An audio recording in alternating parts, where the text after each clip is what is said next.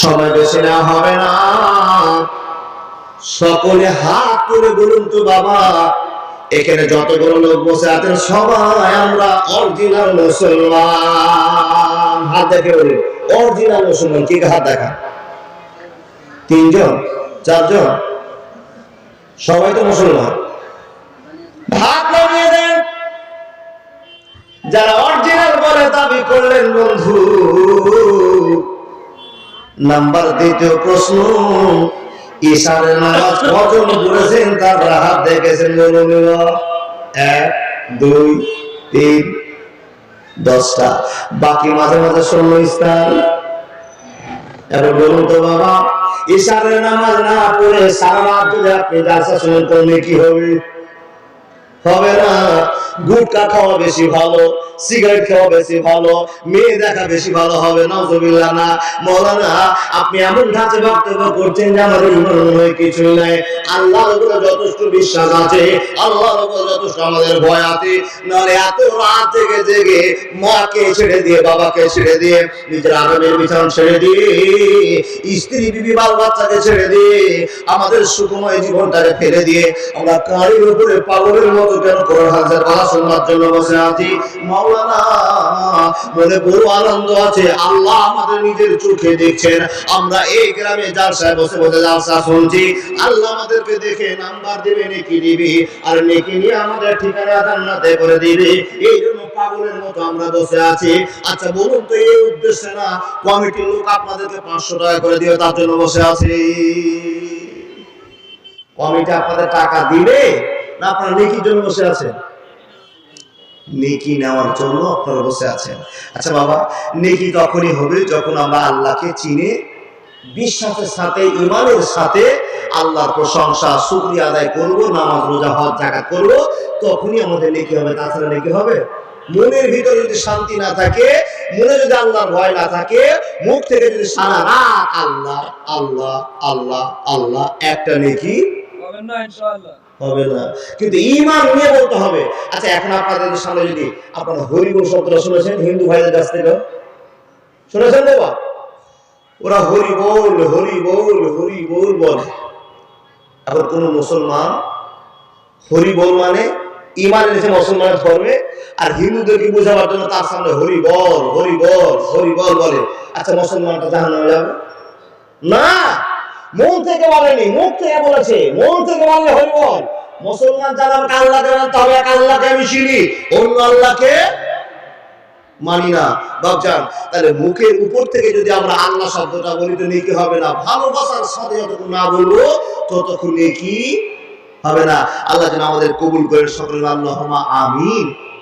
আর একটু বাইরের কথা বলবো না, যেটুকু আপনাকে 1 ঘন্টার মধ্যে আমাকে ক্লিয়ার করতে হবে সেটুকু আপনাকে বোঝায়। আল্লাহর বান্দা সব করে উত্তর দিয়ে বলবেন। তাহলে যতটি লোক আমরা বসে আছি সবাই অরিজিনাল মুসলমান? বলে হ্যাঁ আমরা অরিজিনাল মুসলমান। সত্য করে বলবেন, মুসলমান হয়ে আপনার লাভ হয়েছে না লস হয়েছে? এই গ্রামের সমিতি মোহাম্মদ ইসমাইল, এই গ্রামের সমিতি মোহাম্মদ ইসমাইল চাঁদা দেওয়ার পরেও 5000 টাকা দান, সুবহানাল্লাহি ওয়া বিহামদিহি সুবহানাল্লাহিল আযীম, একবার চাঁদা দিয়েছে, তারপর আবার 5000 টাকা দিয়ে পাঠিয়েছে। এরাই তো ভালোবাসার লোক, এরাই তো আল্লাহর ভয় দিন কাটায়, এরাই তো আল্লাহর ভয় দিন কাটায়। এবার হ্যাঁ মাশাআল্লাহ, আমি সবার কাছে টাকাগুলো নিয়ে লিস্ট করে রাখেন না, লিস্ট করে আপনি জমা করে রাখেন। আমি নিচ্ছি এক্ষুনি, আমাকে কয়েকটা কথা বলতে দেন, তারপরে আমি দিব। তাহলে মুসলমান হয়ে আমাদের লাভ হয়েছে না লস হয়েছে একটু বুঝে নিতে হবে। আমরা তো মুসলমান, লাভ না লস করেছি এটা আজকে জানার বিষয়।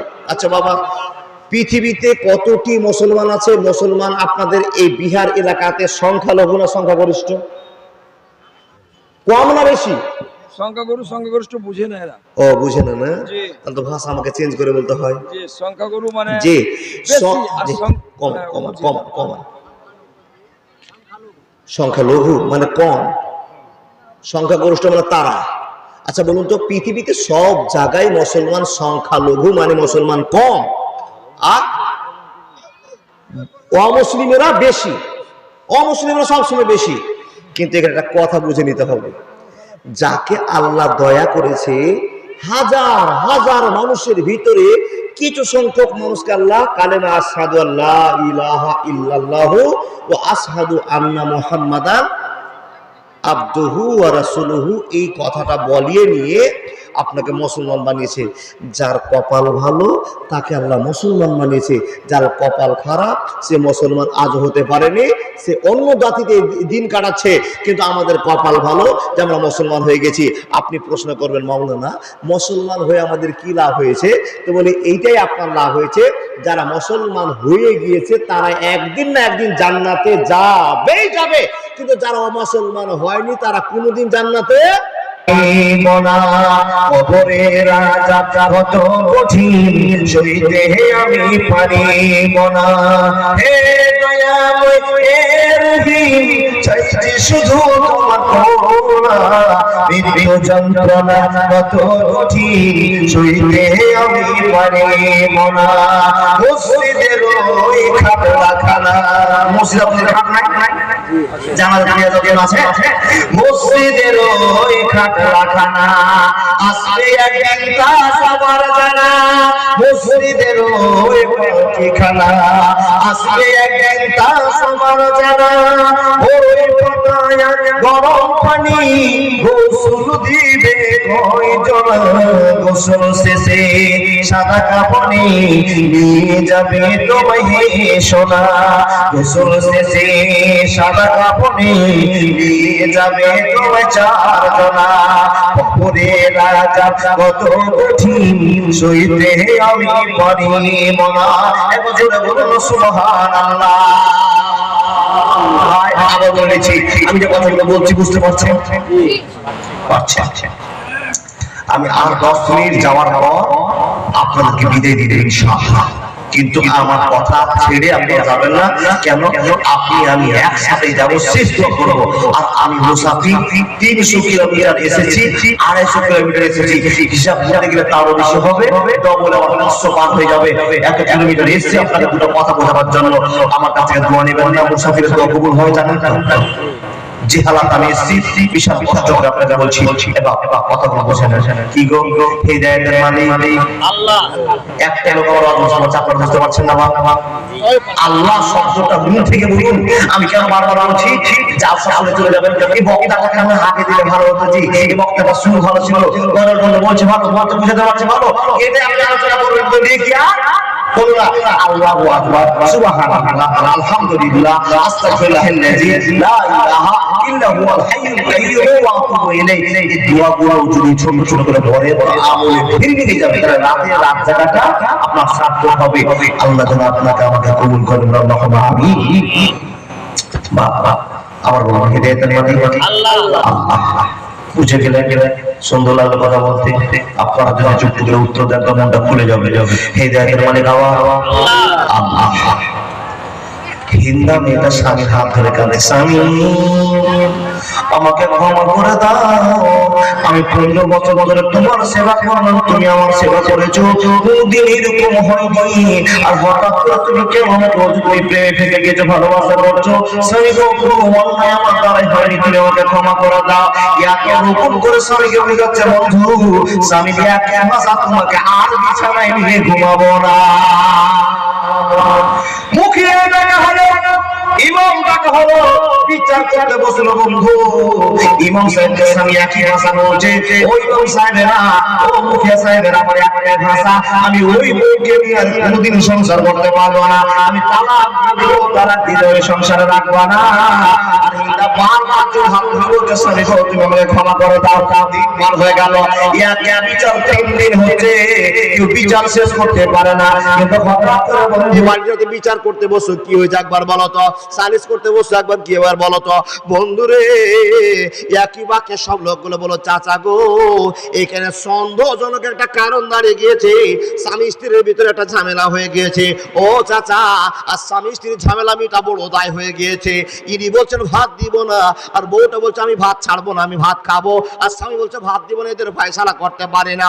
একটা কারণ দাঁড়িয়ে গিয়েছে। কি কারণ দাঁড়িয়ে গিয়েছে? বলে এই ছেলেটা নাকি কারোর সঙ্গে মেয়েটা প্রেম করে নিয়েছে, ভালোবাসা করেছে। এই সন্দেহতে তাদেরকে কুরে কুরে খাচ্ছে, বিচারের সমাধান করতে আমরা পারলাম না। হঠাৎ করে বয়স্ক লোকটা বলছে, এই ব্যাপার? বলে হ্যাঁ। বলে তোমরা তো বয়স্ক লোকের সম্মান দাও না, এখন গ্রামে সবাই বলছো কি বলছো? যে আমরা বুড়া লোককে কমিটিতে নেব না, এখন যুবক কমিটি করব। আপনাদের এলাকায় হয়? বেঙ্গলের কথা বলছি, যুবক কমিটি বিহারে হচ্ছে। জি নাউজুবিল্লাহ বলুন জোরে। যুবকদের কোনোদিন সমাজের কাজ হবে না যদি ওখানে বুড়া মানুষ না থাকে। বুঝতে পারলাম না? বর্তমানের যুবক হাওয়া বইছে উল্টো দিকে, বইছে উল্টো দিকে। কোন কথা বলি গো বাবা? উল্টা দিকে চলছে। কি উল্টা? আপনাদের এলাকা ছেলেকে বলবেন, আপনাদের এলাকা ছেলেরা ছিঁড়া প্যান্ট পরে, জিন্সের প্যান্ট ছিঁড়া পরে গো বাপ। 17 জায়গাতে কুকুরে খেয়ে রেখেছে, ওরকম প্যান্ট পরে না, মেলায় কিনছে। ওই কোন পাগলে জন্মা গো যে মার্কেট থেকে 1000 টাকা দিয়ে ছিঁড়ে প্যান্ট কিনে নিয়ে এসে না? হ্যাঁ, ওর বাপও তো চালাক, ওইও চালাক। যে আপনার এলাকার পাগল সেই ছিঁড়ে প্যান্ট পরবে। ওর কি অভাব পড়েছে ছিঁড়ে প্যান্ট মার্কেটে কিনতে যাবে? বলে মাওলা এটা জানবেন না, এটা স্টাইল হয়ে গেছে। আচ্ছা বলুন তো, ছিঁড়া প্যান্ট দিয়ে কোনদিন স্টাইল হয়? এটা বড় স্টাইল। নাউজুবিল্লাহ বলেন। জি বুড়া লোকটা বলছে, বাপ তোমরা বিচার করতে পারছো না তো, তোমাদেরকে একটা পরামর্শ দিচ্ছি। কি পরামর্শ গো? বলে অমুক গ্রামে একটা কবিরাজ আছে, দারুণ পণ্ডিত, সব রকমের জ্ঞান সে রাখে, আর সেই বলে দিতে পারে এই মেয়েটা অরিজিনাল না ডুপ্লিকেট। ডুপ্লিকেট ভাষাটা বোঝেন তো? অরিজিনাল না ডুপ্লিকেট তোমাদের আর ফাইসালা করতে হবে না, সে কবিরাজ ফাইসালা করে দিবে মেয়েটা সত্য না অসত্য, তোমরা চলে যাও। বলে আচ্ছা আচ্ছা ঠিকই বলছো। বলে হ্যাঁ গো। গ্রামের 50-60 জন লোক হিন্দার স্বামীকে নিয়ে চললো বিচার করতে, সতী না অসতীটা প্রমাণ হবে। কবিরাজ কাছে গিয়েছে বাবা। কবিরাজের কাছে বলা হলো, কবিরাজ আপনার কাছে আমাদের আবেদন, আমরা তিলকভিটা থেকে এসেছি, আর আপনার কাছে দরখাস্ত নিয়ে এসেছি, একটা কাজ হয়ে গেছে, খারাপ কাজ হয়ে গিয়েছে, আপনি ফয়সালা করুন। বলে কি হয়েছে?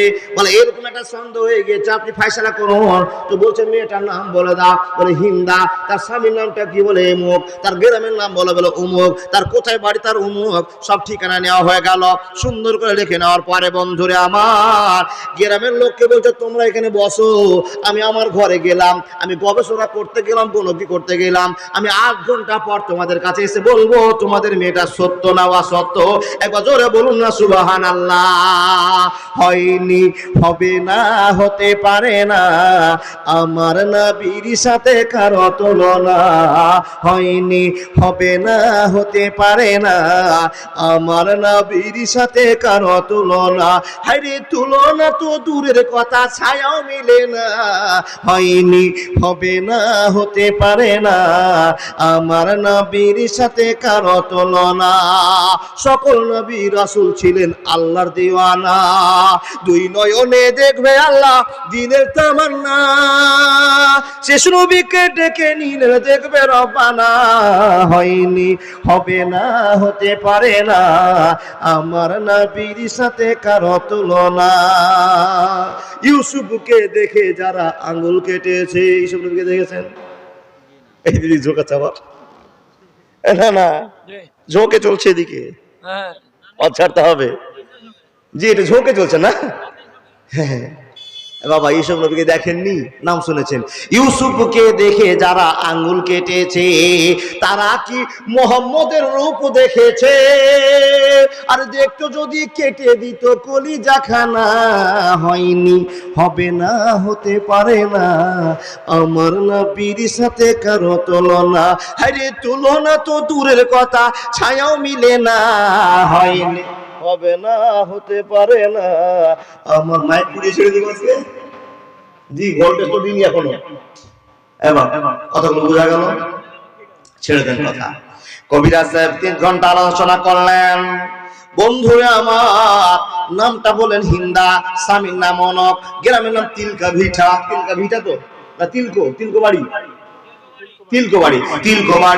সব ডেফিনেশন নেওয়ার পর কবিরাজ নিজের গবেষণা করলেন, ইলম খাটালেন। 8 ঘন্টা পর রেজাল্টটাকে নিয়ে এসে বলছেন, ও জনগণেরা, তোমরা হিন্দা নামে যে মেয়েটাকে চেনো, আর মেয়েটার নামে যে দুর্নাম ছড়াতে আরম্ভ করেছো, আমি গবেষণা করে একটা রেজাল্ট বের করেছি। একটা রেজাল্ট বের করতে গিয়ে আর একটা রেজাল্ট বেরিয়ে গিয়েছে। একবার জোরে বলুন না সুবহানাল্লাহ। সবাই বলুন হেদায়েতের মালিক কে? আল্লাহ আল্লাহ। একবার আল্লাহ বললে মাবুদ গো তুমি আমাকে এত নেকি দান করবে, এত নেকি দেবে। ও আল্লাহর বান্দা আপনি ভালো করে শুনে যান। হিন্দা নামে মেয়েটা বসে আছে, অনেক মানুষ বসে আছে কবিরাজের বক্তব্য শোনার জন্য। আর কবিরাজ খাতা টেনে বলছেন শুনে না, একটা গবেষণা করতে গিয়ে দুটো রেজাল্ট বেরিয়ে গিয়েছে, দুটো উত্তর বেরিয়ে এসেছে। কি কি উত্তর বেরিয়েছে একটু বলে দেন। তখন বলছে বাপজান গো, যারা তোমরা হিন্দা নামে মেয়েটাকে অন্যায় মনে করেছো, নোংরা মনে করেছো, মাশাআল্লাহ কি গোনা না কি নাম, মাশাআল্লাহ জাযাকাল্লাহ। শুনুন শুনুন শুনুন শুনুন শুনুন ও আব্দুল বাসির নানা শুনেন, লোকটা চিকন চিকন যে লাগছে জি জি খুব ভালো জি। ওগো আল্লাহ দয়াময় পাক রব্বানা, আর 2000 নানা আদের যাইতে দিব না। গরিব মানুষ তো খুব যে চিকন আছে নানা, কটি দে গরিব নয়, 1000 টাকা দেবো মাত্র। আর সুবহানাল্লাহ পকেটে লক্ষ লক্ষ আরে টাকা করছে। জি 1500 টাকা দিয়েছে, মাশাআল্লাহ। হ্যাঁ ঠিক আছে যান, আলহামদুলিল্লাহ। আব্দুল বাসির বললেন মাশাআল্লাহ জাযাকাল্লাহ, 1500 টাকা বের করেছি। বলে মাওলানা জোর করে কেন টাকা নিচ্ছেন? জোর করে টাকা নিতে আমার নানার লাভ হয়ে গেল। কিয়ামতের দিন সেদিন বিপদে যেদিন পড়বে সেদিন বলবে হ্যাঁ মাওলানা আর জোর করে গেল 500 টাকা বের করুন। সেদিন 500 টাকা যদি হয়ে যেত আমার একটা নাকিতে কমে গেছে, আর দৌড়ে বেড়াতে হতো না। বুঝে গেলেন বাপ? কবিরাজ বলছেন আল্লাহর বান্দা শুনে নেন, আল্লাহর বান্দা কান খুলে আপনার বক্তব্য শুনুন। বন্ধুরে কবিরাজ সাহেব ঘটনাটা করতে আরম্ভ করলেন। ও জনগণ শুনে নাও, যে মেয়েটাকে তোমরা অপবাদ দিয়েছিলে, তার নামে দুর্নাম ছড়িয়ে দিয়েছিলে, আর হিন্দার স্বামী বলছে ভাত দিব না, তালাক দিয়ে দিব, তালাক দিয়ে দিব। ও হিন্দার স্বামী তুমি শুনে নাও, তুমি এই স্ত্রীটা আল্লাহ তোমাকে দয়া করে দান করে দিয়েছে, দয়া করে দান করে দিয়েছে। ও হিন্দার স্বামী তোমার কপাল কত ভালো যে হিন্দার মতো বউ আল্লাহ তোমার বাড়িতে একজনকে পাঠিয়ে দিয়েছে। একবার জোরে বলুন না সুবহানাল্লাহ। লোকেরা কবিরাজকে বলল কবিরাজ কি হয়েছে বক্তব্য বলে দিন।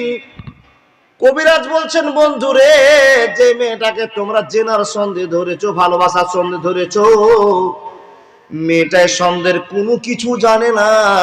মেয়েটা কোনোদিন প্রেম করেনি, কোনোদিন ভালোবাসা করেনি। মেয়েটা অরিজিনাল ডুপ্লিকেট নয়, তোমরা অবান্তর সন্দেহ করে দিয়েছো।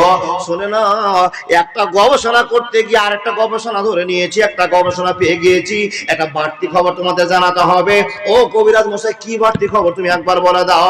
যখনই এই কথা বলারে বন্ধু, কবিরাজ বলছেন আগামী বছর এই মেয়েটার পেট থেকে এমন একটা বাচ্চা হবে যে তোমার গোটা বংশের নাম উজ্জ্বল করে দেবে, বাপের নাম উজ্জ্বল করে দেবে। আর এই ছেলেটা হবে পৃথিবীর ন্যাশনাল একটা নায়ক তৈরি হবে। এরকম ছেলে আগামীতে এই হিন্দা নামের পেট থেকে বেরিয়ে দুনিয়াতে আসবে। একবার জোরে বলুন না নারায়ে তাকবীর। যখনই এই গল্প কবিরাজের কাছে শোনা, হিন্দার কাছে স্বামী কাছে হিন্দারে 8 দিন থেকে তোমাকে আমি তালাক দিয়ে দিব দিয়ে দিব দিয়ে দিব করছিলাম, আর তুমি বলছিলাম তালাক নিব না নিব না নিব না। ও হিন্দা, কবিরাজের কথা শুনে আমার মগজটা ঢোলাই হয়ে গিয়েছে, মাথা ঠান্ডা হয়ে গিয়েছে। হিন্দা ওয়াল্লাহি কসম করে আমি বলছি তোমাকে আমি আর তালাক দিব না দিব না দিব না। চলো চলো চলো, তোমাকে আদর যত্ন করে তোমাকে বাড়িতে রাখবো, তোমাকে তালাক দিব না। হিন্দার হাতখানা যখনই ধরে বলতে আরম্ভ করেছে, হিন্দা একই ধরে হাত টেনে বলছে গাঁটটার বেটা তোর ভাত আমি আর খাবো না। খেপার দিন বলছেন ভাত দিব না, এখন হিন্দা বলে তোর ভাত আর খাবো না। কেন খাবো না? হিন্দার স্বামী জড়িয়ে ধরলো, সিন্দা ভুল করিস না, চল ভাত খাবি না রুটি খাওয়াবো, তাও খাবো না। পরোটা খাবো বলে খাবো না, ছাতু খাবো খাবো না, তোমার বাড়িতে যাব না, তোমার বাড়িতে ঘুমাবো না। একই ভাষা হয়ে গেল, একই ভাষা হয়ে গেল। যতদিন হিন্দার স্বামী জ্বালিয়েছে, হিন্দা একই বাক্যে একই ভাষায় মজলিসে বলে দিয়েছে আমাকে যত সুপারিশ করো কেন, আমি কোনোদিন এই ছেলেটার ভাত আর খাবো না, আমার এই স্বামী ভাত আর খাবো না। কেন খাবে না হিন্দা? বলছে কবিরাজের কথা শুনে আমার মগজটা ঠান্ডা হয়ে গিয়েছে। আগামী সালে, আগামী বছর আমার পেট থেকে একটা বাচ্চা বের হবে, আর পৃথিবীর নায়ক হয়ে ঘুরবে। আমি যতদূর ধারণা করে নিয়েছি, এই বেঈমান স্বামীর বীর্য থেকে কোনদিন বীর বাহাদুর জন্ম হতে পারে না।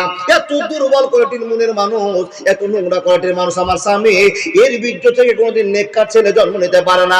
অতএব এর আমি আর কোনদিন ভাত খাবো না। এক্ষুনি তালাক করে দাও, এক্ষুনি তালাক করে দাও। গ্রামের লোক অনেক বুঝাবুঝি করলো বন্ধুরে, তালাকটা হয়ে গেল, তালাকটা হয়ে গেল, একই মজলিসে তালাক হয়ে গেল।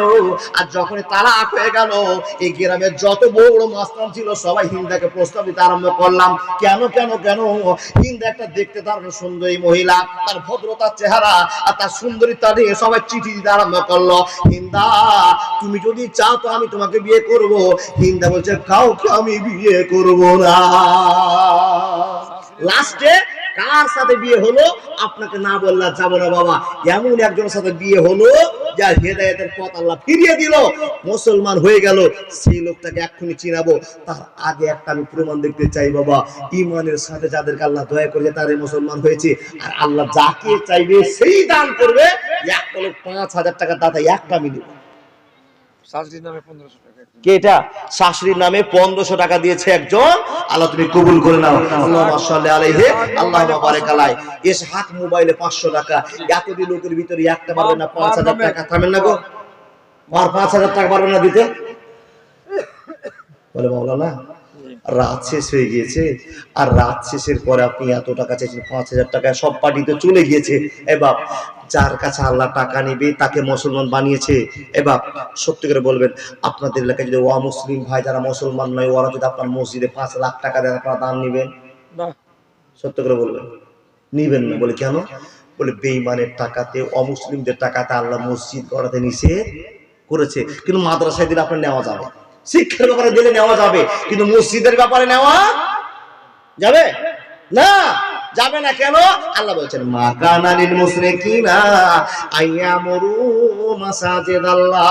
মুসলমান, আমি তোমাকে আল্লাহ দান করেছি, মুসলমানের পরিচয় দিয়েছি, কালেমা পড়েছি, আর তুমি আমার জন্য দান করে একটা মসজিদের ঘর নির্মাণ করো, নবীর মাদ্রাসা নির্মাণ করো। এই কথাটা আপনাকে বলেছে। এখান থেকে কোন এমন আল্লাহর বান্দা আছে মাওলানা 5000 দাওয়াত টাইপ এখন নয়, বলুন তো কম করে দেওয়া যাবে কিনা? এতগুলো লোকের ভিতরে কেউ আছেন যে একটা 2000 টাকার পার্টি পাওয়া যাবে? আল্লাহর ভয়ে একটা 2000 টাকা আপনি দান করবে। একটা লোক উঠবেন না, এটা আপনার কাছে জোর হাত। বলে কেন মৌলভী সাহেব? আপনাকে দেখে যত লোক উঠবে আপনার নামে গুনাহটা বসবে, উঠবেন না। আমারও তো ইচ্ছা করা আর নাই যে জালসা করে আপনাদের সামনে, এত এই কটা লোকের সামনে জালসা করে আমার শোভা পাচ্ছে না, আর ভালো লাগছে না। সবাইকে নিয়ে একসাথে উঠবো, শুধু যে লোকটা দান দিবেন সেই লোকটা উঠবেন। কোন একটা আল্লাহর বান্দা আছেন 2000 টাকা, এটা আমার না। ও বাবাজি, ও বাবাজি, আর শুনবে না? ছেলেকে উঠেছে ডাক্তার দুলাল। কতটি গো? মাশাআল্লাহ, জাযাকাল্লাহ। ডাক্তার সাহেব, কিন্তু ডাক্তার যে নামটা শুনলাম, তো ডাক্তার সাহেবের নামটা শোনার কারণটা হলো যে ডাক্তার মানুষ 2000 টাকা দান দিবে, আমার আপনাদের ডাক্তারের সাথে একটা মুলাকাত করবে। কই ডাক্তার সাহেব কোন দিকে আছে? এদিকে? ও সুবহানাল্লাহি ওয়া বিহামদিহি। কই ডাক্তার সাহেব একটু দেখি তো কোনটা? সুবহানাল্লাহি ওয়া বিহামদিহি সুবহানাল্লাহিল আযীম। সবই জানি আমি গো, সবই আমি জানি। ডাক্তারকে উঠতে দেন, ইয়ং ছিল, আমি বলছিলাম বুড়া মানুষ। ওগো আল্লাহ দয়াময়, পাক রব্বানা, আর 25,000 না দিলে তাদেরকে যাইতে দিব না। বলেন 25,000 না 5,000? 2000 কম হয়ে যায়, কম হয়ে যায়, মেলা কম হয়ে যায়। তুমিও লক্ষ্যে থাকো, সব দেখে দিয়েছি আমি। 5000 তুমি বক্তা চিনো না, অপারেশন করো বক্তা। হ্যাঁ ও দাদা, কত দিল দাদা? মন খুলে বলবেন। 2000 তো নিবই না টাকা। আমি 25,000 আবেদন করেছি, হয় 5,000 নাহলে 20,000। কোনটা দিলেন? কত? এই দাদা ওই বললেন না 3000 বাকি। ভিতরে ডাক্তার বানিয়েছে, আর সব লোকগুলোকে আপনার কাছে পাঠাবে। কেন? যেই দিন অসুখ থেকে আমার মরণ যেন হয়।